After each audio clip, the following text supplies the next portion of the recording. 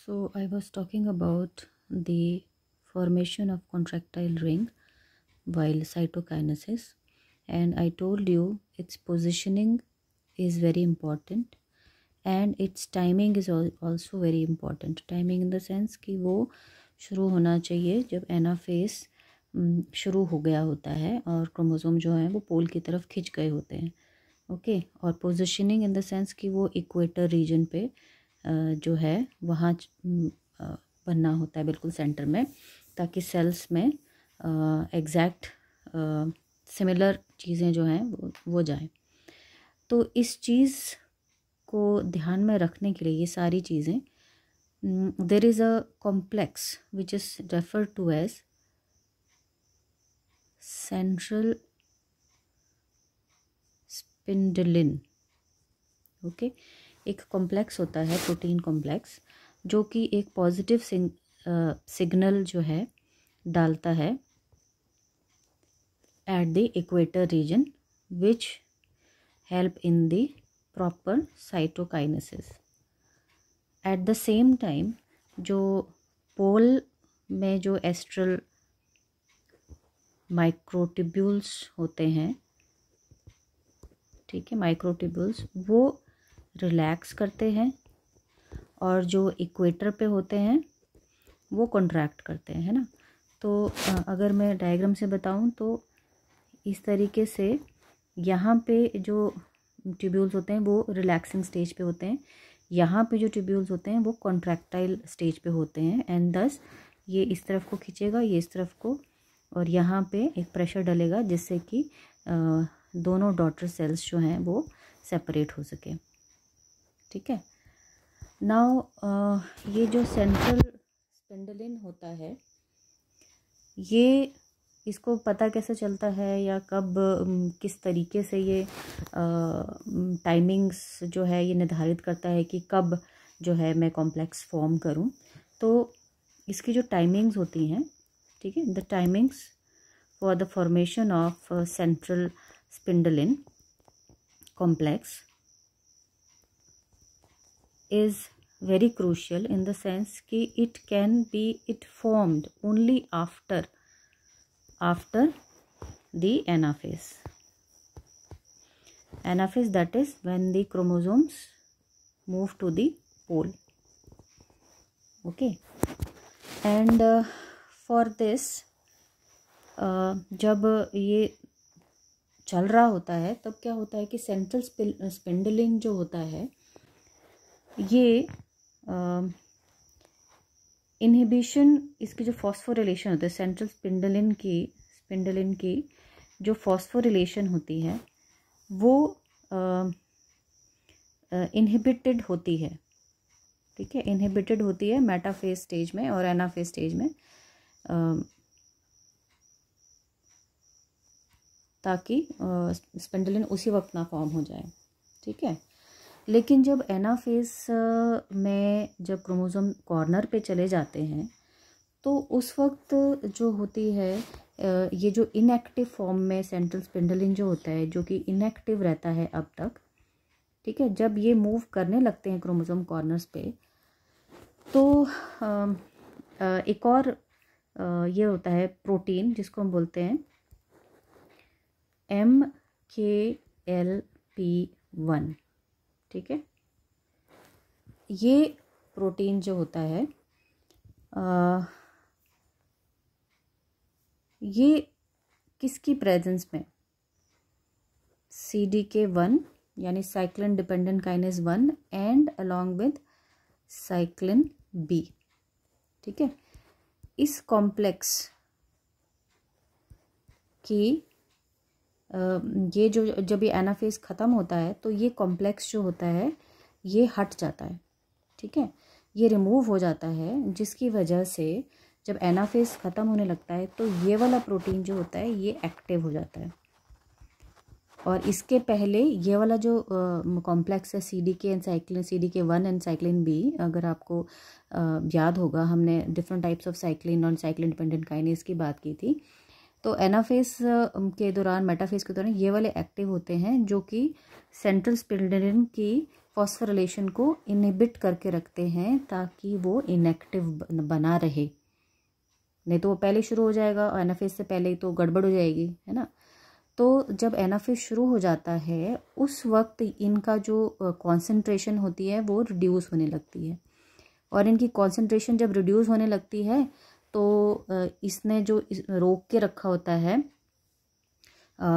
ये जो इसका फुल फॉर्म है माइटोटिक काइनेसिन लाइक प्रोटीन 1, है ना। इसकी फॉस्फोरिलेशन को जो है वो होने लगती है, ठीक है। पहले इसने रोकी होती है इस वाले ने, अब इसकी फॉस्फोरिलेशन जब ये रिड्यूस होने लगता है तो इसकी फॉस्फोरिलेशन होने लगती है, जिसकी वजह से ये एक्टिवेट हो जाता है, ठीक है। अच्छा, अब एक्टिवेट होने के बाद क्या होता है कि ये जो सेंट्रल स्पिंडलिन होता है it is able to bind, ठीक है। बाइंड किसको करता है, ये माइक्रोट्यूब्यूल को बाइंड करने लगता है, ठीक है। तो ये जो बाइंडिंग है ये तभी इतनी टाइमिंग के अकॉर्डिंग हो पाती है। जैसे अगर आपको मैं एक डायग्राम बना के बताऊं तो ये एक सेल है, ठीक है। ये सपोज ये कॉन्ट्रैक्ट हो रहा है कहाँ पे, हमारे इक्वेटर रीजन पे, ठीक है। ये हमारे क्रोमोसोम्स हैं जो कि एनाफेज के बाद लेट एनाफेज स्टेज है ये, क्योंकि जो क्रोमैटिड्स हैं वो कॉर्नर पे पहुंच गए हैं, जो काइनेटोकोर से माइक्रोट्यूब्यूल लगे हैं। There are certain microtubules which are end to end, है ना, इस तरीके से होते हैं।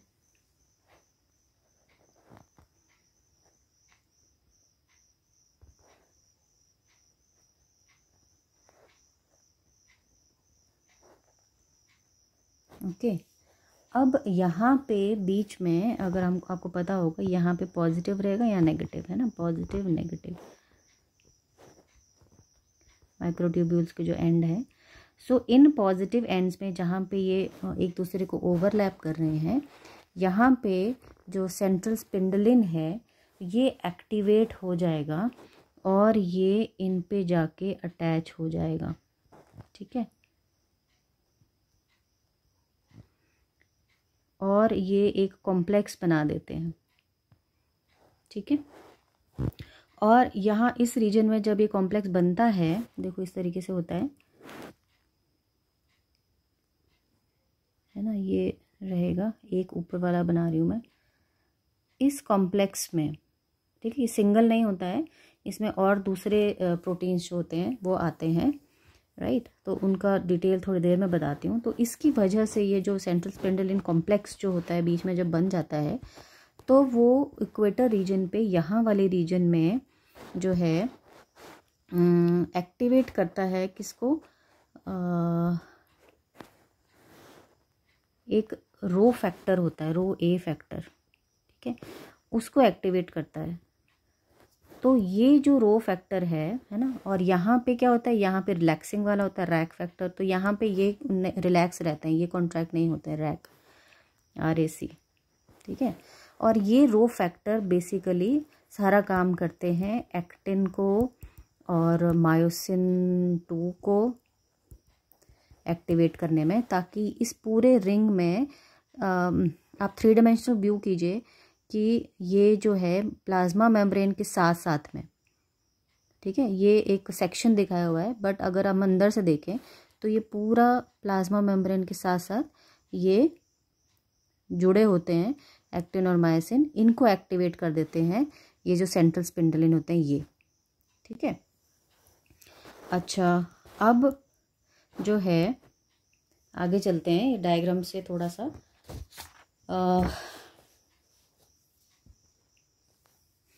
ओके। सो अब देखो स्पिंडलिन जो है वो आ गए हुए हैं माइक्रोट्यूब्यूल के बीच में, उन्होंने एक रिंग सा फॉर्म कर दिया है, ठीक है।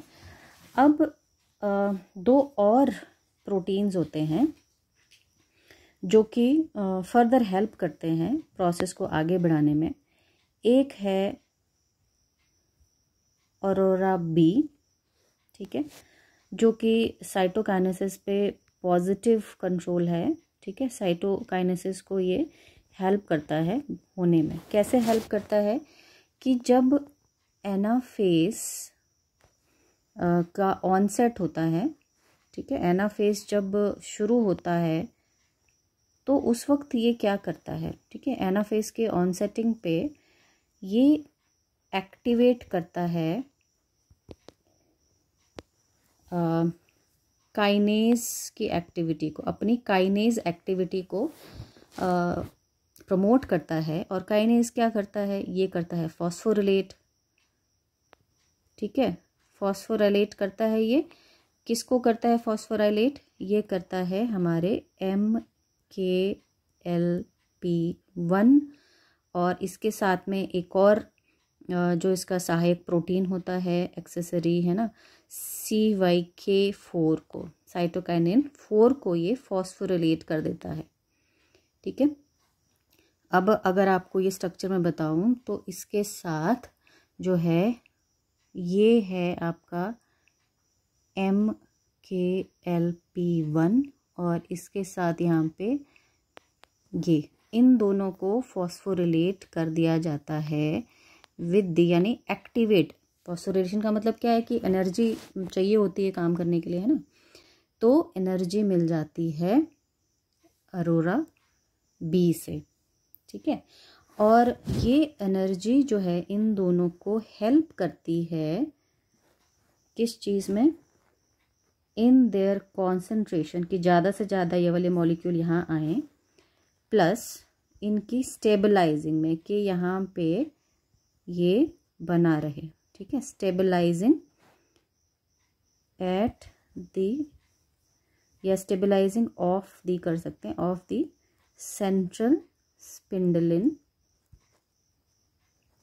कॉम्प्लेक्स एट इक्वेटर, ठीक है। ये एनर्जी यहाँ यूज़ हो रही है।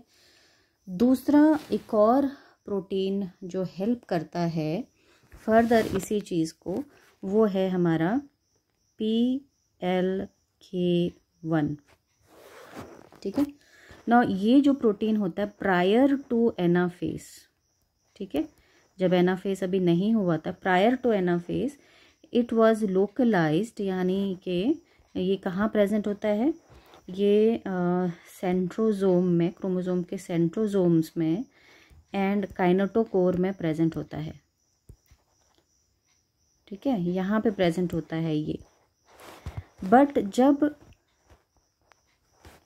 एनाफेज चलता है, एनाफेज के ऑनसेट पे क्या करता है, it is relocalised to the spindle mid zone, ठीक है, mid zone, and then this help in the phosphorylation of another complex which is called as MGCRAC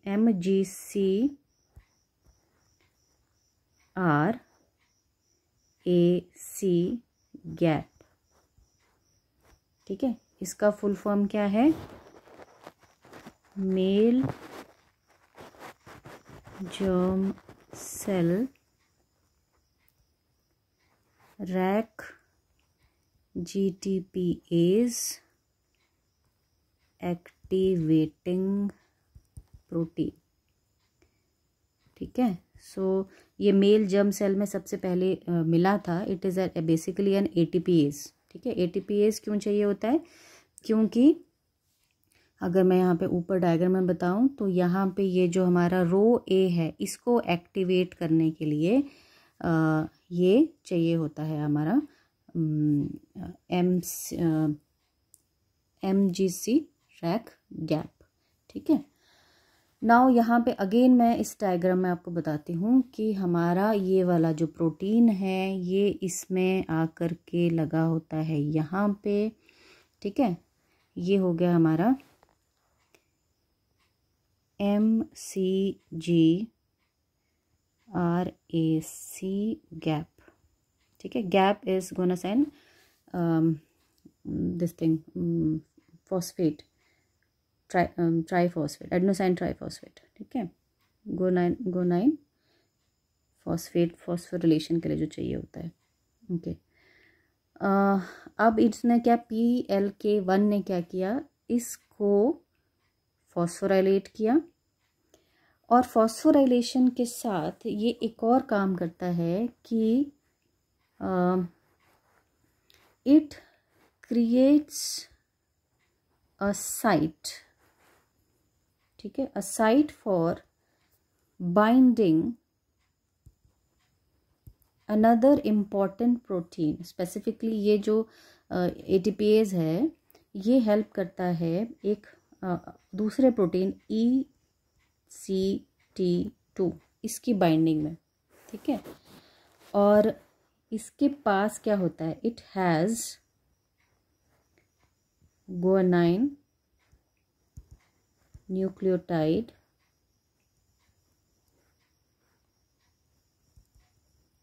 exchange factor, ठीक है, इसके पास ये होता है, और ये इन टर्न एक्टिवेट करता है, ठीक है, रो प्रोटीन को, ठीक है, या रो ए हम जो बोलते हैं, रो एक्टिन प्रोटीन या रो ए को, ठीक है, इसको ये एक्टिवेट करता है, राइट।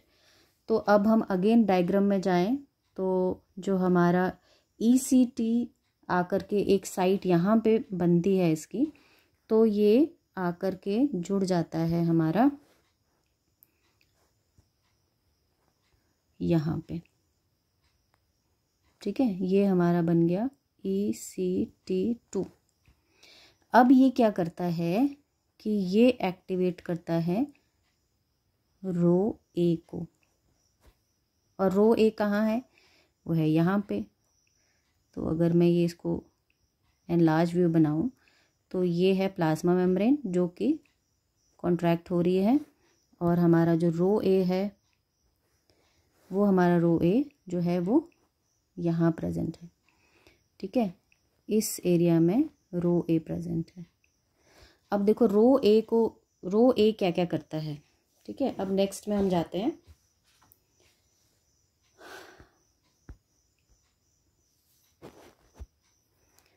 लेट मी सी सम नाइस कलर। ओके, सो हमने क्या किया अभी, MCG रैक को एक्टिवेट किया, इसने प्रमोट किया जो उसकी ECT2 जो उसमें लगा, उसने GTPase फ्लक्स क्रिएट किया। फ्लक्स मतलब ऑन ऑफ, है ना, फ्लक्स फ्लक्स साइक्लिंग बोलते हैं बेसिकली, यानी कि ऑन एंड ऑफ करना। किसको, रो ए प्रोटीन को एक्टिव और इनएक्टिव दो फेज में ये इसको क्रिएट करता रहता है, ठीक है।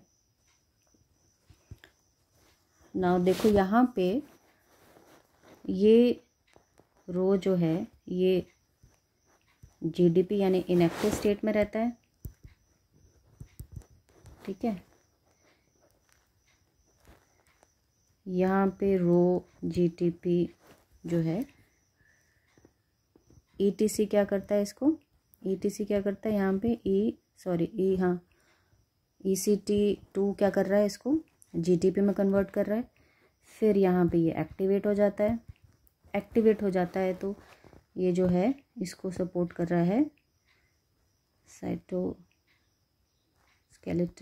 साइटोकाइनिन जो 4 प्रोटीन है, वो साइटोकाइनिन 4 प्रोटीन। तो ये इसका फ्लक्स जो है ये यहाँ से यहाँ चलता रहता है, ठीक है। अच्छा, जब ये एक्टिव हो जाता है तो देखो यहाँ पे दो चीज़ें ये चालू करता है। हमें क्या चाहिए, हमें चाहिए एक्टिन और हमें चाहिए मायोसिन, ठीक है। तो एक तरफ ये एक rock protein along with citron, ठीक है, इन दो को ये एक्टिवेट करता है। काइनेस प्रोटीन है ये बेसिकली, तो ये फॉस्फोरिलेट करते हैं, ठीक है, दीज आर काइनेसेस। तो ये एक्टिवेट करते हैं मायोसिन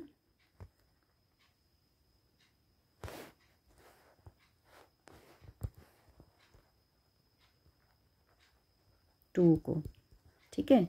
और ये दो तरीके से करते हैं। पहला तरीका क्या होता है एक्टिवेट करने का कि जो मायोसिन फॉस्फेटेज एक्टिविटी है इसकी, ठीक है, मायोसिन फॉस्फेटेज की जो एक्टिविटी है, दूसरा एक और प्रोटीन होता है जो कि मायोसिन को फॉस्फोरिलेट नहीं होने देता है ना। ये काइनेज क्या करेगा कि इसमें क्या डालेगा, फॉस्फोरस डालेगा, और अगर मायोसिन फॉस्फेटेज प्रेजेंट होगा तो इसकी फॉस्फोरिलेशन क्या होगी, नहीं होगी, है ना।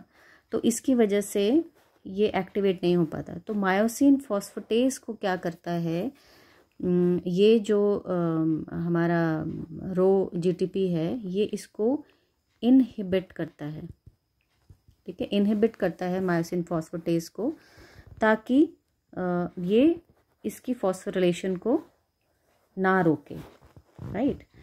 अब दूसरे केस में क्या करता है, यानी कि एक इनहिबिटरी एक्टिविटी है मायोसिन फॉस्फेटेज के लिए, लेकिन मायोसिन 2 को ये फॉस्फोरिलेट कर देता है, स्पेसिफिकली दी लाइट चेन, ठीक है, लाइट चेन ऑफ मायोसिन 2 उसको वो फॉस्फोरिलेट कर देगा, ठीक है।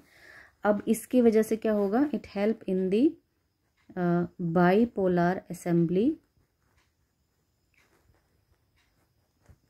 ऑफ द मायोसिन फिलामेंट, ठीक है। आपको याद होगा मायोसिन फिलामेंट्स जो होते हैं वो किस तरह के होते हैं, ये ऐसे और ऐसे, है ना।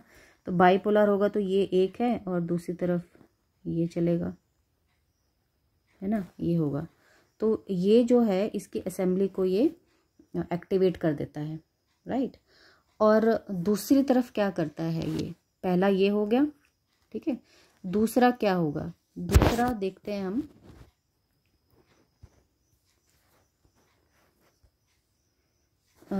दूसरा ये करता है, इट एक्टिवेट्स अनदर प्रोटीन फॉर्मिन, ठीक है। फॉर्मिन को ये एक्टिवेट करता है, सपोज दिस इज फॉर्मिन, इसको एक्टिवेट करता है। तो ये क्या, formin will act as a nucleation site, ठीक है। अगर आपका याद होगा तो एफ एक्टिन बनाने के लिए जो ए एक्टिन मोनोमर्स होते हैं उनको न्यूक्लिएशन की ज़रूरत पड़ती है, तो ये एक न्यूक्लिएशन साइट की तरह एक्ट करता है, and it help in the nucleation of the actin filament and hence it help in the their assembly, ठीक है। अब इनकी असेंबली हो गई, तो फॉर्मिन इन टर्न एक और चीज़ करता है कि ये इन टर्न एक्टिवेट करता है एक और प्रोटीन को जिसको प्रोफिलिन बोलते हैं। अगेन अगर आप याद करो तो प्रोफिलिन जो है वो ऐसे प्रोटीन होते हैं जो कि rate of elongation, actin filament की रेट ऑफ इलॉन्गेशन को बढ़ाते हैं, ठीक है, रेट ऑफ इलॉन्गेशन को इंक्रीज करते हैं। सो अल्टीमेटली जो एफ एक्टिन है उसका जो फिलामेंटस एक्टिन है वो बड़ी आसानी से बनने लगता है, ठीक है। तो हमारे पास अब दोनों चीज़ें प्रेजेंट हो गई, राइट। हमारे पास ये एक्टिन फिलामेंट हो गया,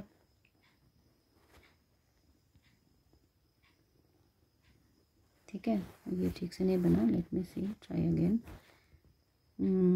ये एक्टिन फिलामेंट है, देखो ऐसे बनाती हूँ मैं, ये एक्टिन,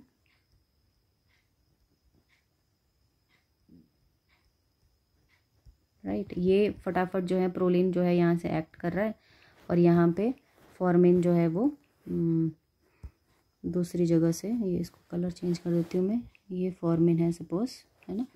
तो यहाँ पे फॉर्मिन जुड़ा हुआ है इसमें न्यूक्लिएशन साइट, और यहाँ पे जो है हमारी सपोज ये प्रोफाइलिन है ना। तो यहाँ पे प्रोफाइलिन जो है ये मोनोमर्स को इनके लेके आ रहा है, ठीक है। ये यहाँ पे इनसे जुड़ के इनको इसकी जो ग्रोथ है उसको फटाफट कर रहा है, राइट। ये बन गया हमारा एफ एक्टिन। अब दूसरा हमारे पास क्या था, ये था, ठीक है। हमारे पास जो मायोसिन बना था हमारा, है ना। तो मायोसिन हमारा, ये हमारा एक फिलामेंट बन गया, इसका एक हेड, है ना।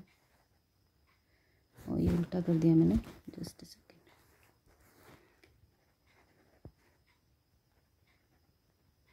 ये बाइपोलर जो है, ठीक है, ये बन गए हमारे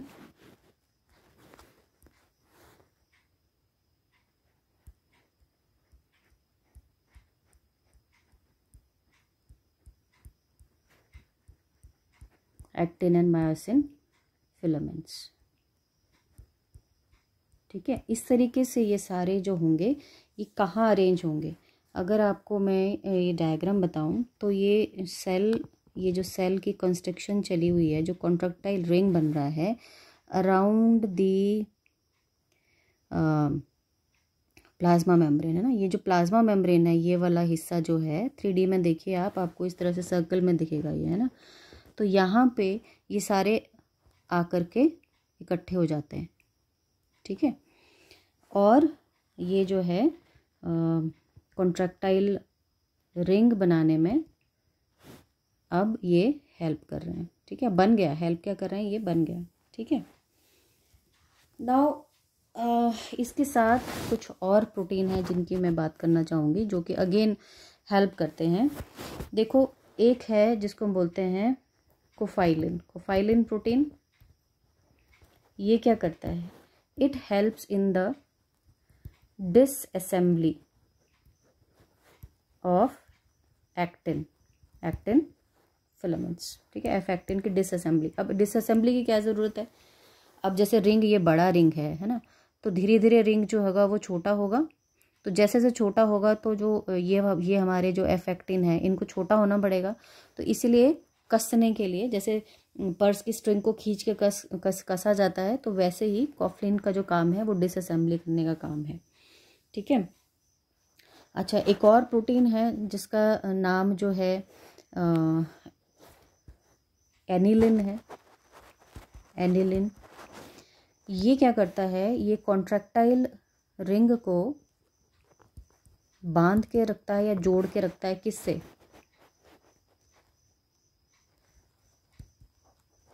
टू प्लाज्मा मेम्ब्रेन, क्योंकि प्लाज्मा मेम्ब्रेन ही अल्टीमेटली खींचेगी, ठीक है। अगर नहीं खींचती है तो फिर वो रिंग अपने आप में छोटा होगा तो क्या फ़ायदा, है ना। प्लाज्मा मेम्ब्रेन को खींचना है साथ में उसके। तो ये बहुत इंपॉर्टेंट काम करता है कि ये जो हमारे एक्टिन और मायोसिन के जो बने हुए हैं यहाँ पे रिंग, उसको ये जोड़ता है प्लाज्मा मेम्ब्रेन के साथ। Apart from this, it also recruits another protein called septilin, which help to stabilize and contract the contractile ring। उसको छोटा बनाने में हेल्प करता है, कब तक, until the intercellular bridge is formed between the two daughter cell is formed between two daughter cells, जिसको हम लोग जो है मिड जोन का भी नाम देते हैं, मिड जोन, ठीक है। और मिड जोन के अंदर भी काफ़ी सारे प्रोटीन्स जो होते हैं वो काम करते हैं, वो थोड़ी देर में लास्ट में बताऊंगी मैं। और जब तक मिड जोन में एब्सिशन नहीं हो जाती है, ठीक है। एब्सिशन किसकी होगी, जो फाइनल कांटेक्ट रहता है उनके दो डॉटर सेल्स के बीच में, ठीक है। ये इतना तक हो गया, दो बन गए, तो ये वाला जो रीजन होता है इसको मिड जोन बोलते हैं। और अल्टीमेटली ये भी जो होता है ये टूट जाता है और दो अलग सेल बनते हैं। तो यहाँ पे जब ये टूटता है तो यहाँ पे हमें प्लाज्मा मेम्ब्रेन जो होगा वो नया फॉर्म करना पड़ेगा, है ना। तो यहाँ पे भी इतना तक मिड जोन फॉर्म होने तक भी जो है उसके बाद भी काफ़ी जो है काम चला होता है, ठीक है। अच्छा, तो यहाँ तक आई होप ये क्लियर है। काफ़ी लंबा हो गया ये। Will continue the last step in the next lecture.